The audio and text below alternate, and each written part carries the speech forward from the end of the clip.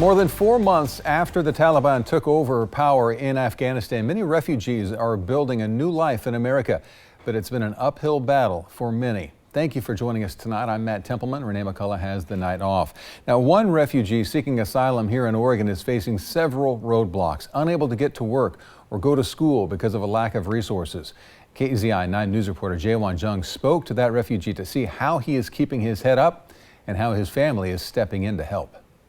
21-year-old Abdul escaped the Taliban takeover in Afghanistan with his aunt Afghan nearly 4 months ago. But right now, his legal status is in limbo. Resettlement agencies saying they are at or above capacity. In Portland, there was 3. I approached them. I wrote to them. None of them, they got back to me. They said that we are giving priorities to big families. Afghan was able to gain sponsorship right away because she's a student at Oregon State University. But because Abdul doesn't currently have documentation, he can't go to school or work. Think for a moment that Abdul is your son. So what will you do for your son to realize his dream? Abdul is a young, smart, and extremely committed boy who really wanted to redefine or redirect his own life and the life of his sisters. To say Abdul and his sisters faced hardship is an understatement.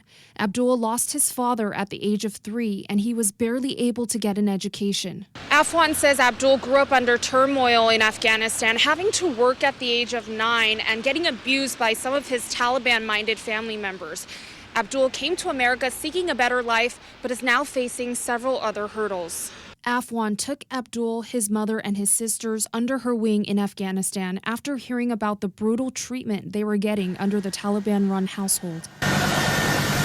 And he told me, Aunt, my mom never told you, but they always beaten him. And then Abdul told me that one day, just because without his grandma's permission, he took one pomegranate, and they beaten Abdul for 1 hour. That poor guy could not go to school or to work for 3 days. Abdul's mother and sisters are still in Afghanistan, unable to come to the U.S. unless a family member brings them over. This is my biggest wish, that I can bring my sisters and my mother, because I don't want my sisters to be like my mother. I want my sisters to go to school, to get their education, and have a good life. A GoFundMe organized by some of Abdul's friends and family is raising funds to get Abdul a lawyer and jumpstart his plan to come to Oregon. Afghan says living in Oregon together would be extra meaningful. It would be like a dream come true, because then I could get Abdul enrolled at the Oregon State University, because this was my school that brought me here, that saved me.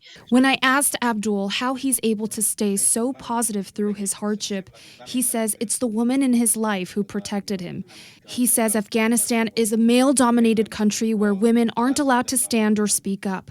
But his sisters, his mother, and his aunt taught him to do just that: fight for what's right and be strong. Reporting in Corvallis, Jaewon Jung, KEZI 9 News.